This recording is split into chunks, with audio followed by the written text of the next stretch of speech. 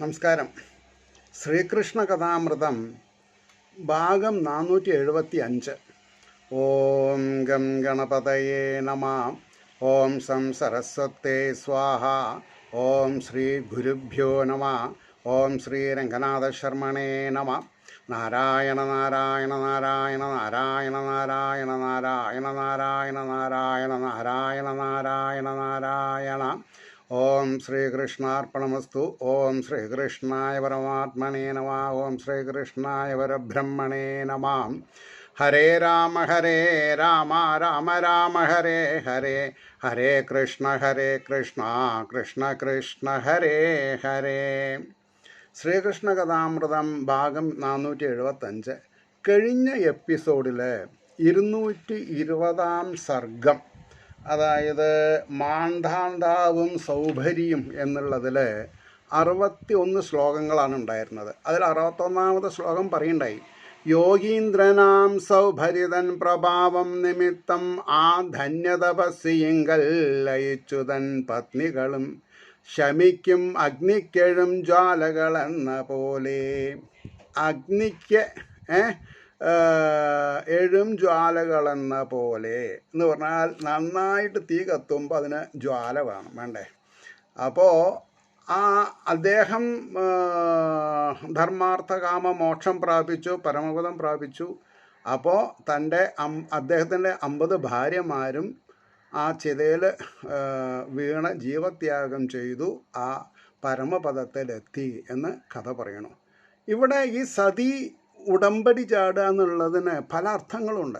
അതിനിപ്പോൾ പ്രാക്ടിക്കലി അത് തീ ചാടുക തന്നെയാണ്. പക്ഷേ അറിവാകുന്ന അഗ്നിയിൽ തൻ്റെ കാമനകളെ ഹോമിച്ചാൽ പിന്നെ ശിഷ്ടകാലം ഈശ്വരോപാസന ചെയ്ത് മനസ്സിനെ തപിപ്പിക്കുക, സദാസമയത്തും ഭഗവത് നാമങ്ങളെ കൊണ്ട് മനസ്സിനെ തപിപ്പിച്ചുകൊണ്ട് മനസ്സിലുള്ള കളങ്കങ്ങളെ പങ്കങ്ങളെ ഇല്ലായ്മ ചെയ്ത് ഇതേപോലെ പരമപദത്തിലേക്ക് എത്തുക എന്നൊരു വിവക്ഷയുണ്ട് അവിടെ. അത് നമ്മൾ മനസ്സിലാക്കണം. നമ്മൾ അല്ലാതെ കണ്ട് old is not gold, nothing practical എന്നൊന്നും നമ്മൾ പറയരുത്. അതൊക്കെ അറിവില്ലാതെ കണ്ട് സംഭവിക്കുന്നതാണ്. എന്തോ ആവട്ടെ. ഇനി നമ്മൾക്ക് ഹരിചന്ദ്രചരിതം 221-ാമത്തെ സർഗം, 1-ാമത്തെ ശ്ലോകം. മാന്താതൃപുത്രരായോരിൽ പേർ കൊണ്ടോനാമംബരീഷനാം. മാന്ധാന്താവിൻ്റെ മക്കളായിട്ട് കുറേ ആൾക്കാരുണ്ട്. അതിൽ പ്രധാനി ആരായിരുന്നു? അംബരീഷൻ. മുത്തശ്ശൻ യുവനാശൻ ആ മഹാൻ പ്രത്യേകമാകയാൽ. അതായത് ഈ മാന്ധാന്താവിൻ്റെ അച്ഛൻ യുവനാശനെ പറ്റി പറയുണ്ടായിട്ട്. അപ്പോൾ ആ മുത്തശ്ശന് ഈ കുട്ടി വലിയ സ്നേഹനിധിയായിരുന്നു. മാന്താതൃപുത്രരായോരിൽ പേർ കൊണ്ടോനാം അംബരീഷനാം മുത്തശ്ശൻ യുവനാശൻ മഹാൻ പ്രത്യേകമാകയാൽ.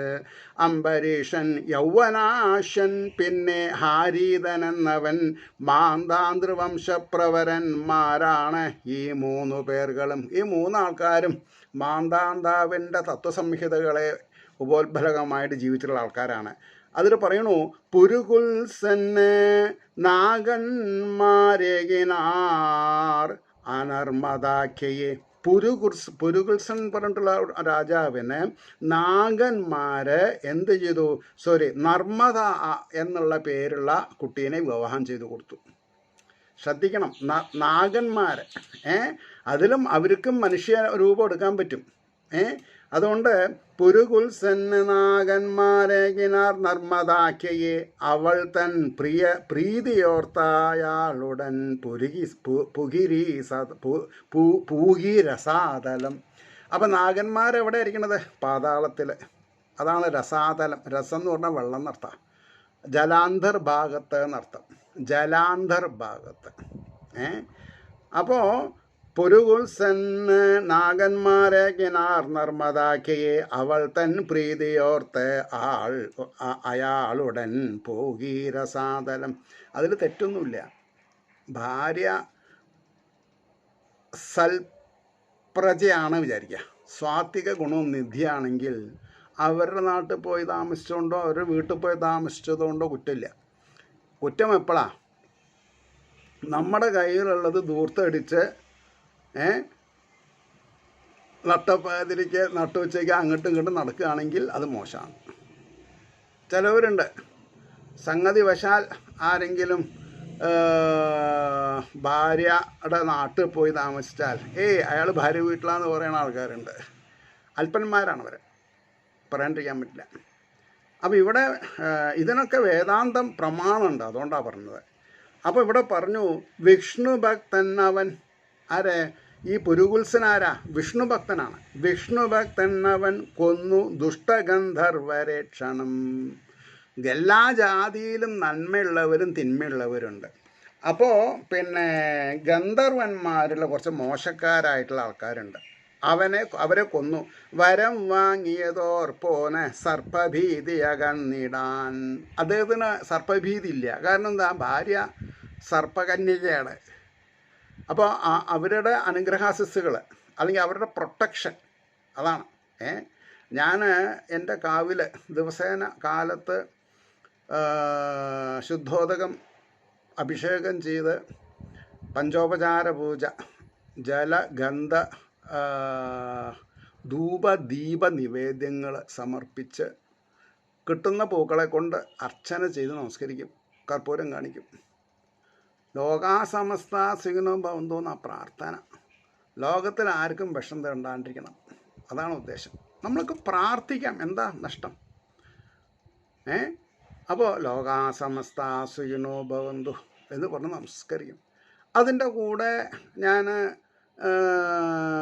ഏതാനും സപ്താഹങ്ങൾ ചെയ്തതിലുള്ള പിന്നെ എന്താണെന്ന് പറയുക, പിന്നെ ആരാധ്യ വിഗ്രഹം അത് ദേവീ ഭാഗവതത്തിനുള്ള കണ്ണാടി ബിംബം പഞ്ചലോഹത്തിലുള്ളത്, പിന്നെ ഒരു ശിവലിംഗം, അതിനൊക്കെ അവിടെ ചരപ്രതിഷ്ഠയാണ്, അമ്പലത്തിലുള്ള പ്രതിഷ്ഠ മാതിരിയല്ല.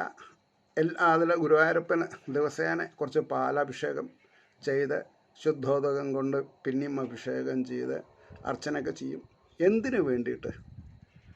ഭഗവാനോട് ഒരേ ഒരു പ്രാർത്ഥനയാണ്, എൻ്റെ ഹൃദയകമലത്തിൽ വസിക്കുന്ന ചൈതന്യത്തിനെ മനസ്സിലാക്കിക്കൊണ്ട് അതിൻ്റെ ആദേശങ്ങൾ ഉൾവിളികളായിട്ട് കിട്ടുന്നതിനെ തിരസ്കരിക്കാതെ കണ്ട്, ബാഹ്യവസ്തുക്കളിൽ താല്പര്യം ജനിക്കാതെ കണ്ട്, ബാലാഗ്രശതഭാഗസ്യ വിസ്തരസ്യ ഏകോ ജീവ, ആ ചൈതന്യത്തിനെ അനുസന്ധാനം ചെയ്ത് ഒരിക്കലും ദുഷ്ട വാക്കുകൾ ഉച്ചരിക്കാൻ ഇടവരാതെ കണ്ട് എന്നെ സംരക്ഷിക്കണേ എന്ന് പ്രാർത്ഥിച്ചുകൊണ്ട് ഭാഗവതം സംസാരിക്കുമ്പോൾ അതിൻ്റെ മെയിൻ തീം എന്നെ സംബന്ധിച്ചിടത്തോളം എന്താണ് എന്ന് ചോദിക്കുകയാണെങ്കിൽ ഈശ്വരനെ അനുമോദിക്കുക, ഈശ്വരനെ അനുകരിക്കാതെ കണ്ടിരിക്കുക എന്നുള്ളതാണ്. ഈശ്വരനെ അനുമോദിക്കുക, ഈശ്വരനെ അനുകരിക്കരുത്.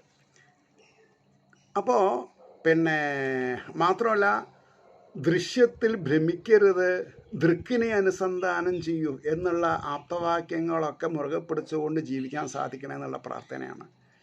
അതാണ് ഇവിടെ സ്പഷ്ടമായിട്ട് പറയുന്നുണ്ട്. ദുഷ്ടഗന്ധർവരക്ഷണം വരം വാങ്ങിയതോർപ്പോനെ സർപ്പഭീതി അകന്നിടാൻ പുരുകുൽസൻ ത്രസദ്സ്യൂവര അരണ്യനും മാവിധം. തൻ്റെ 2 അനിയന്മാരും ഹരിയാശരുണരാണ് ആറാം കരിന്തല നിബന്ധനൻ. ഓരോരുത്തരുടെ ഹെയറാർക്കി പറഞ്ഞു.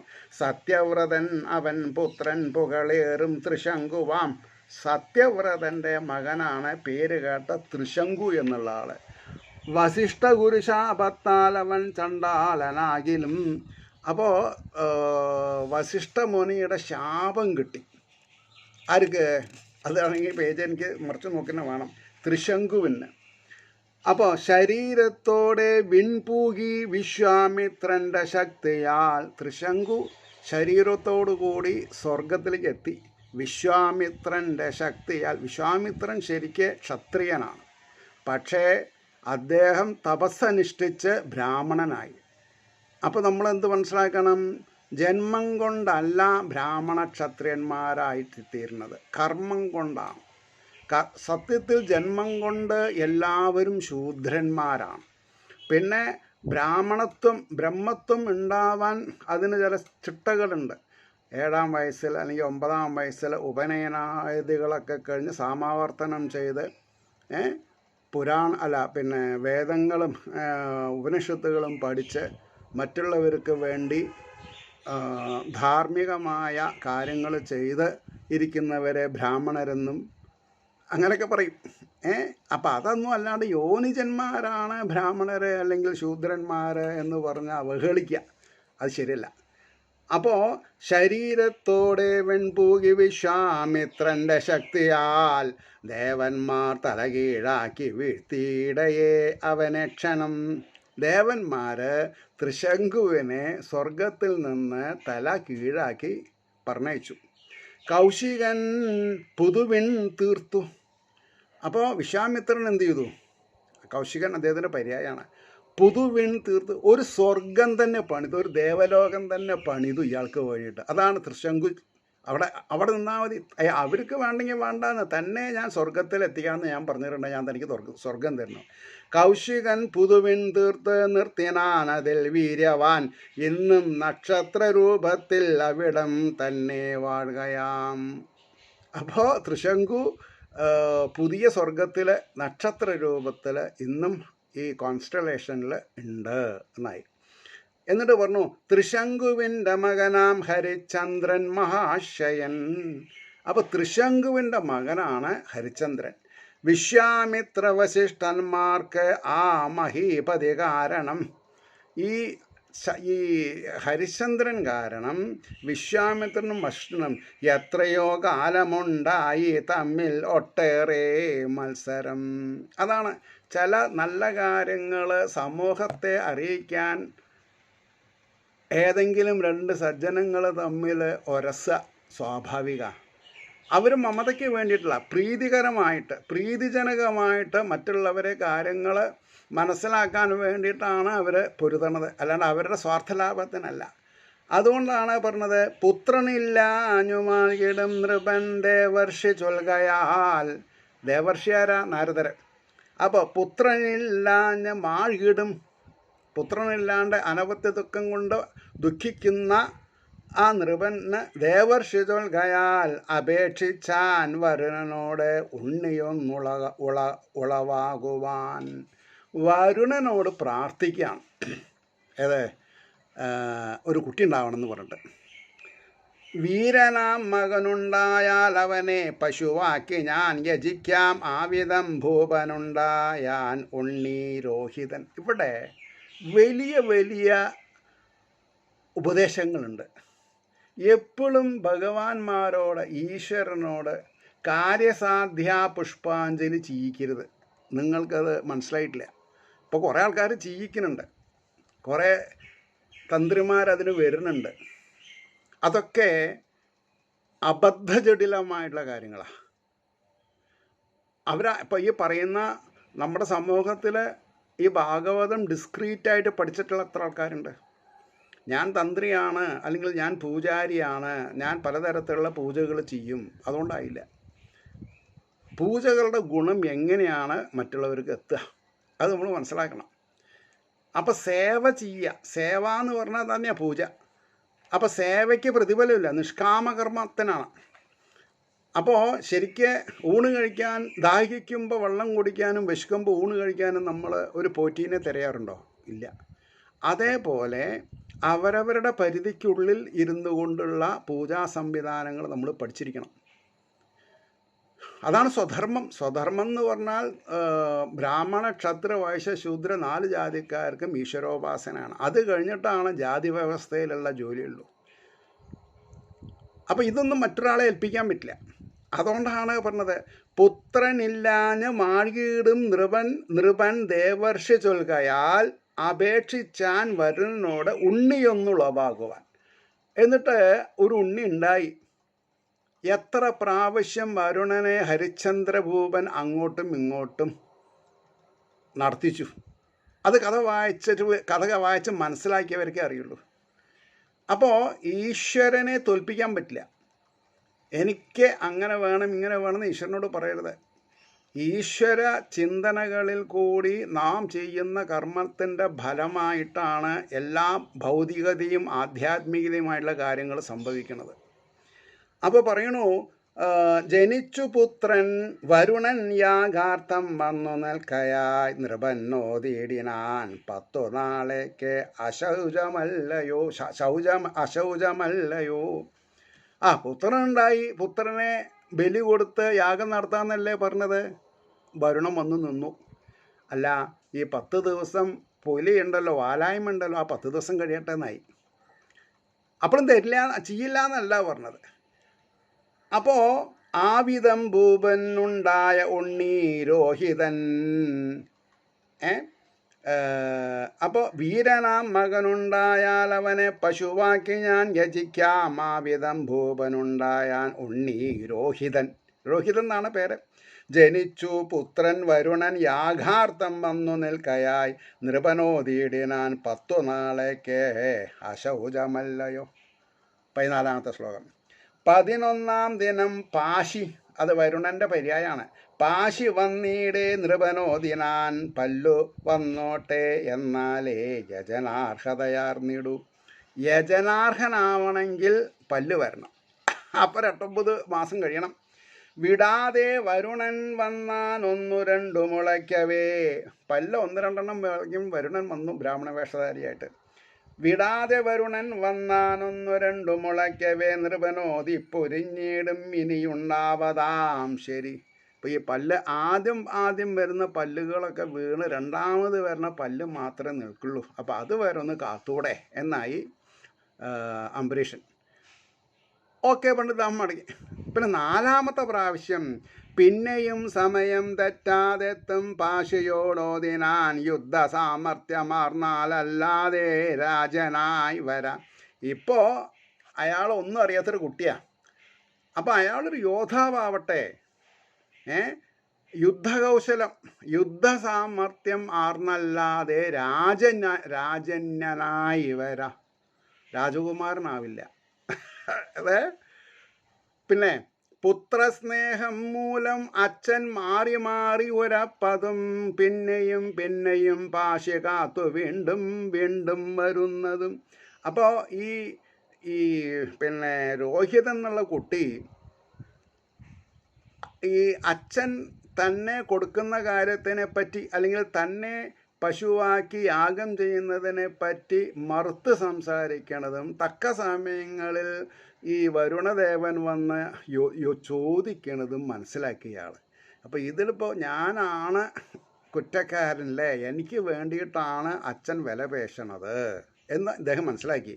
അപ്പോൾ പുത്രസ്നേഹം മൂലം അച്ഛൻ മാറി ഉരപ്പതും പിന്നെയും പാശി കാത്തു വീണ്ടും വരുന്നതും കണ്ട് തന്നെ യജിച്ചിടും ഒരു നാളെന്നു തീർച്ചയാം.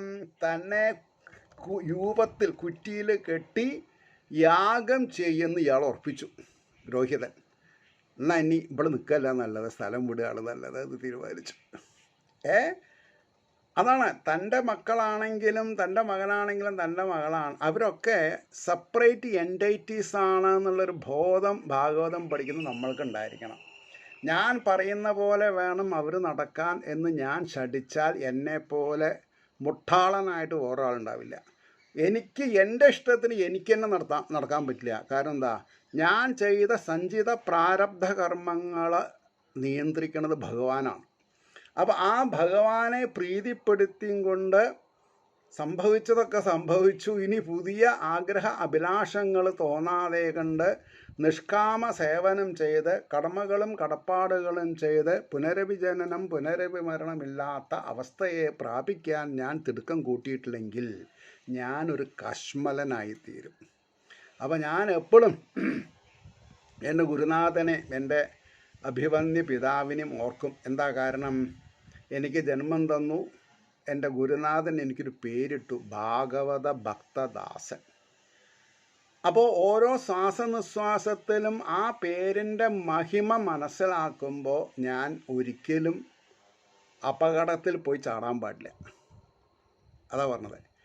അപ്പോൾ ഇദ്ദേഹം എന്ത് ചെയ്തു, തന്നെ യജിച്ചീടും ഒരു നാളെന്നു തീർച്ചയാം എന്നോർത്തുടൻ പ്രാണരക്ഷയ്ക്ക് എങ്ങോ വില്ലും എടുത്തവൻ ഒളിച്ചാൻ കാട്ടിൽ വിശേഷധ്യാനമാർന്ന് നിഗൂഢമായി.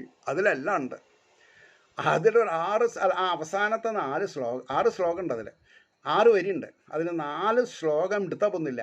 എന്നോർത്തുടൻ പ്രാണരക്ഷയ്ക്ക് എങ്ങോ വില്ലും എടുത്തവൻ. കാരണം അയാൾ യോദ്ധാവായിരുന്നല്ലോ, 16-18 വയസ്സായിട്ടുണ്ടാവണം. അപ്പോൾ വില്ലും എടുത്തു. ഒളിച്ചാൻ കാട്ടിൽ എങ്ങനെ വിശേഷധ്യാനമാർന്ന് ജഗദീശ്വരനെ ധ്യാനിച്ചുകൊണ്ട് ആ അർത്ഥതലത്തിലേക്ക് നമ്മൾ ഉയരണം. വിശേഷനെ ധ്യാനിച്ചുകൊണ്ട് നമ്മുടെ ഉദ്ദേശം എപ്പോഴും എന്തായിരിക്കണം? വിശേഷനെ ധ്യാനിക്കുക. കാമുകൻ കാമുകിയെയോ കാമുകി കാമുകനെയോ അല്ല ധ്യാനിക്കേണ്ടത്. തന്നിലുള്ള വിശേഷനെ ധ്യാനിച്ചാൽ വരും വരായികൾ നന്നാവും. അതിനൊക്കെ ദേവീഭാഗത്തിൽ അല്ലെങ്കിൽ ഭാഗവതത്തിൽ എത്രയോ കഥകളുണ്ട്. അപ്പോൾ വില്ലും എടുത്തവൻ ഒളിച്ചാൻ കാട്ടിൽ വിശേഷധ്യാനമാർന്ന് നിഗൂഢമായി. അതാണ് നമ്മൾ ഈ പൂജ ചെയ്യുമ്പോൾ ആരും അറിയിക്കരുത്.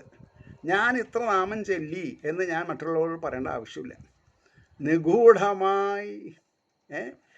അന്നാൾ വരുണശാപത്താൽ പിടിപെട്ടു മഹോദരം അച്ഛൻ ദുഃഖിപ്പതായി കേട്ടു മടങ്ങിടാൻ തുടങ്ങവേ. ഇതിൽ ഈ 18-ാമത്തെ ശ്ലോകം 19-ാമത്തെ ശ്ലോകം വളരെ അന്തരമുണ്ട്. പക്ഷേ അത് രണ്ടും പെട്ടെന്ന് ഘടിപ്പിക്കുകയും ചെയ്തു. 18-ൽ പറഞ്ഞു ഒളിച്ചാൻ വിശേഷധ്യാനമാർന്ന് നിഗൂഢമായി. ഇതൊന്നും ആരെ ബാധിക്കില്ല? ജഗദീശ്വരനെ. ജഗദീശ്വരൻ വെട്ടൊന്ന് മുറി 2. അപ്പോൾ നമ്മൾ അനുഭവിക്കേണ്ട ഗുണദോഷ സമ്മിശ്രമായ കാര്യങ്ങൾ തന്നുകൊണ്ടേയിരിക്കും.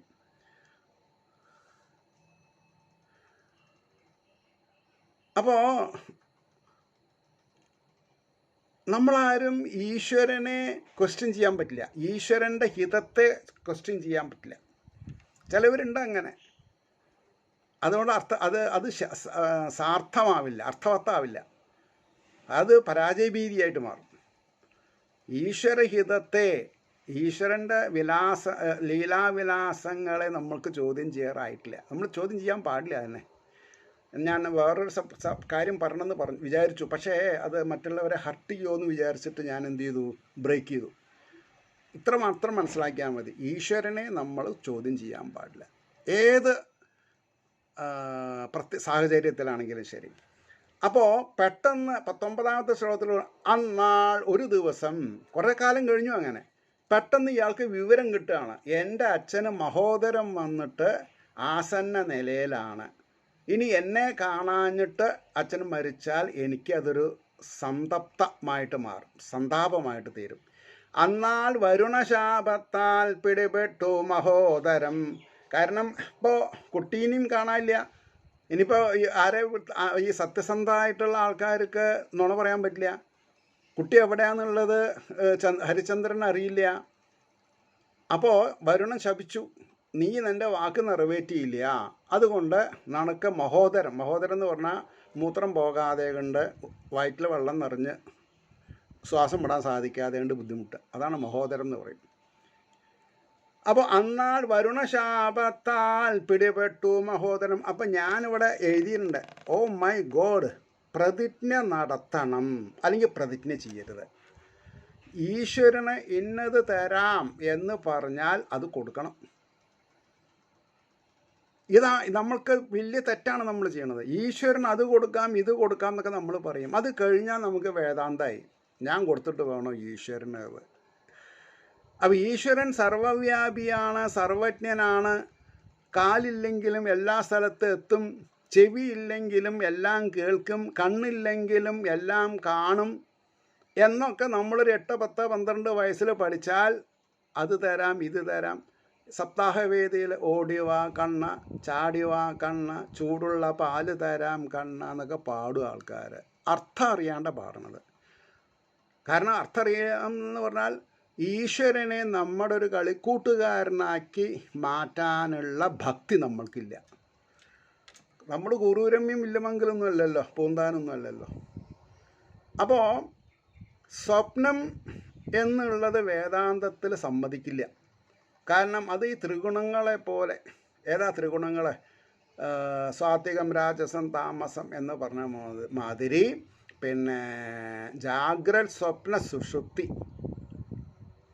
അപ്പോൾ സ്വപ്നം എന്ന് പറഞ്ഞിട്ടുണ്ടെങ്കിൽ സുഷുപ്തിയിലേക്ക് എത്തണതിൻ്റെ മുമ്പേ ആഗ്രഹിച്ചതും നടക്കാതെ കണ്ട് പോലുള്ള കാര്യങ്ങളാണ് സ്വപ്നമായിട്ട് കാണുക. അല്ലാണ്ട് ഈശ്വരന് അതിലൊരു പങ്കുമില്ല. പിന്നെ ഗുരുവായൂരപ്പൻ സ്വപ്നത്തിൽ വന്നിട്ട് അത് ചെയ്യാൻ പറഞ്ഞു, ഇത് ചെയ്യാൻ പറഞ്ഞു എന്ന് പറഞ്ഞാൽ അതൊരു ബാലിശമായിട്ടുള്ള കാര്യമാണ്. കാരണം യുക്തി സംബന്ധമായിട്ട് ജാഗ്രതാവസ്ഥയിൽ പരിതസ്ഥിതികളെ നേരിടാനുള്ള യുക്തിസഹജമായ ഊക്കാണ് ജാഗ്രതയിലെ സ്വപ്നം, ജാഗ്രാവസ്ഥയിലെ സ്വപ്നം കാണുക. ഇപ്പം ഞാൻ ഭാഗവതം അത്യാവശ്യം പഠിച്ചു. പക്ഷേ വിഷ്ണുപുരാണം തുടങ്ങുന്നതിൻ്റെ മുമ്പ് ഞാൻ പത്മപുരാണം പഠിച്ചു. അപ്പോഴാണ് എനിക്ക് വിഷ്ണുവിനെ പറ്റിയിട്ട് കുറേ കൂടി അഗാധമായിട്ടുള്ള അറിവുകൾ കിട്ടുന്നത്. ഇപ്പോൾ വിഷ്ണുപുരാണം ഒരു 75% പുത്തൻ അറിവുകൾ. അപ്പോഴാണ് നമ്മൾക്ക് ദിവസങ്ങൾ പോരാ, ആയുസ് പോരാ, കുറേ കൂടി വായിക്കാൻ ബാക്കിയുണ്ട്. പക്ഷെ നമ്മൾ വായന തുടങ്ങിയിട്ടെങ്കിലത്തെ സ്ഥിതി എന്താ? അറവുമാടുകളെ പോലെ നമ്മൾ ഒന്നിനും കൊള്ളാത്തവരാവും. കയറിട്ട് വലിക്കണ സ്ഥലത്തേക്ക് പോകും, അത്രേ ഉണ്ടാവുള്ളൂ. കാലഗതി നമ്മളെ എങ്ങോട്ട് നയിക്കണോ അങ്ങോട്ട് പോകും. അതല്ല ശരി. കാലത്തിൻ്റെ ഗതിയെ ചോദ്യം ചെയ്യാൻ നമ്മളെ കൊണ്ട് സാധിക്കണം. വിൽ പവർ എന്ന് പറയും അതിന്. അപ്പോൾ ഇവിടെ അണ്ണാൾ വരുണശാപത്താൽ പിടിപ്പെട്ടു മഹോദരം അച്ഛൻ ദുഃഖിപ്പതായി കേട്ടു മടങ്ങിയിടാൻ തുടങ്ങവേ.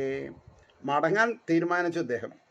ഇന്ദ്രൻ തടഞ്ഞാൻ അച്ഛൻ്റെ പാപം തീർത്ഥാടനാദിയാൽ നീങ്ങും എന്നരുൾ ചെയ്ത് ആനൊരാണ്ടങ്ങിനെ രോഹിതൻ അന്നൊരാണ്ടങ്ങിനെ ഒരു കൊല്ലം അങ്ങനെ കഴിഞ്ഞു.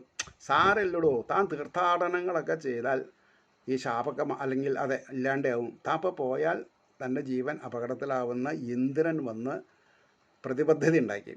5-6 വർഷം പിന്നീടും വാസവൻ വൃദ്ധവിപ്രനായി ഒരു വയസ്സായിട്ടുള്ളൊരു ബ്രാഹ്മണൻ്റെ രൂപത്തിലാണ് ഇന്ദ്രൻ വന്ന് പറഞ്ഞത്. അല്ലാണത് ഇന്ദ്രൻ്റെ രൂപത്തിലല്ല പറഞ്ഞത്. അതെന്തിനാ? വഴിതെറ്റിക്കാൻ, അത്രേ ഉള്ളൂ. അപ്പോൾ 5-6 വർഷം പിന്നീടും വാസവൻ വൃദ്ധവിപ്രനായി തെറ്റാതണഞ്ഞു ചെയ്യിച്ചു പുണ്യതീർത്ഥ നിഷേവണം. പിന്നീട് അജികീർത്ത വിപ്രനോടു മധ്യമപുത്രനെ യജിക്കുവതനന്മട്ടോ ശുനശേപകുമാരനെ. അപ്പോൾ എന്താ ഉണ്ടായത്? ഈ പ്രതിജ്ഞ നടത്താൻ സാധിക്കാണ്ട് ഈ രോഹിതനെ ഇന്ദ്രൻ ബ്രാഹ്മണ വേഷധാരിയായിട്ട് വന്ന് തടയും ചെയ്തു. അങ്ങനെ ഇരിക്കുമ്പോൾ പിന്നീട് അജകീർത്ത വിപ്രനോട്, അജകീർത്തൻ എന്നുള്ള സ്ഥലത്തിലെ ഒരു ബ്രാഹ്മണൻ്റെ 5 മക്കളിൽ മധ്യമ കുട്ടീനെ, മൂന്നാമത്തെ ആളേനെ വിളിച്ചു, കാശിന് വാങ്ങി. മധ്യമപുത്രനെ യജയ്ക്കവതിന് എമ്മട്ടോ ശുനശേപകുമാരനെ വിലയ്ക്കു വാങ്ങി അച്ഛനു സമർപ്പിച്ചു വണങ്ങിനാൻ. അപ്പോൾ ഈ ശുനശേപകുമാരനെ വിലയ്ക്ക് വാങ്ങി അച്ഛന് സമർപ്പിച്ചു. ആരെ? രോഹിതൻ. നരമേധത്തിനാൽ പ്രീതിപ്പെടുത്തും വരുണാദ്യരെ കീർത്തിമാനാം ഹരിചന്ദ്രൻ അരോഗദൃഢഗാത്രനായി, രോഗമില്ലാതെ കണ്ട് നല്ല ബലശാലിയായി തീർന്നു. ആയാസ്യ മുനിയുൽഗാതവദ്ധിര്യുജമദഗ്നിയാം യജ്ഞം ചെയ്തു. അദ്ധര്യുജമദഗ്നി ആയിരുന്നു പിന്നെ മന്ത്രം ചെല്ലാനും യജ്ഞം നടത്തിപ്പോയി. ഹോതാവ് കൗശികൻ ബ്രഹ്മൻ, വിശ്വാമിത്രൻ. ഹോതാവ് കൗശികൻ ബ്രഹ്മൻ വസിഷ്ഠർഷിയുമാമതിൽ, വസിഷ്ഠനുണ്ട്. പ്രീതനാമിന്ദ്രന കുഞ്ഞിനേകി പൊന്മയമാം രഥം. പ്രീതനായി ഇന്ദ്രൻ കുഞ്ഞിനേകി പൊന്മയമാം രഥം. അപ്പോൾ ശുനശേഫനെ അത് വെച്ച് യാഗയജ്ഞങ്ങളൊക്കെ നടന്നു. ഈ പിന്നെ രോഹിതൻ എന്ത് ചെയ്തു? ഒരു സ്വർണ്ണമയമായ രഥം കൊടുത്തു. ശുനശേപൻ്റെ മാഹാത്മ്യം വിവരിക്കേണ്ടതെങ്കിലും വിശ്വാമിത്രാത്മജന്മാരെ പറ്റിയോതിടും അപ്പോഴാം. ശുനശേഫനെ പറ്റി കുറച്ച് വിസ്തരിക്കേണ്ടതുണ്ട്. അത് വിശ്വാമിത്രാത്മജന്മാരെ പറ്റി പറയുമ്പോൾ ആവാം. ഇപ്പം അതിന് സമയമില്ല, അല്ലെങ്കിൽ ഇതല്ല നല്ല മുഹൂർത്തം എന്ന് പറഞ്ഞ് ഒഴിവായി. അപ്പം ഞാനവിടെ ഓക്കെ എന്ന് എഴുതി. അപ്പം 27ാമത്തെ ശ്ലോകം വരുന്നു. മഹിതാത്മാക്കൾ വാഴ്ത്തിടും. ആരെയും മഹിതാത്മാക്കൾ, അതായത് ഭൂമിയിലെ ബ്രാഹ്മണരെ. മഹിതാത്മാക്കൾ അല്ലെങ്കിൽ മനസ്സ് സമ്പന്നമായിട്ടുള്ളവർ, ഒന്നിലും ആഗ്രഹമില്ലാത്തവർ, ആഗ്രഹങ്ങളൊക്കെ സ്വാധൂകരിച്ചിട്ടുള്ളവർ. അപ്പോൾ മഹിതാത്മാക്കൾ വാഴ്ത്തിടും. ഹരിചന്ദ്രന് പങ്കലും തൻ പത്നിയെങ്കലും സത്യനിഷ്ഠ കണ്ടുടൻ എത്രയും സന്തോഷം മുൾത്തിങ്ങുകയാൽ ആത്മവിജ്ഞാനം അത്ഭുതം. ഹരേന്ന് ഞാൻ എഴുതി. എന്താ ഉണ്ടായത്? സന്തോഷമുൾത്തിങ്ങുകയാൽ ആത്മവിജ്ഞാനം അത്ഭുതം.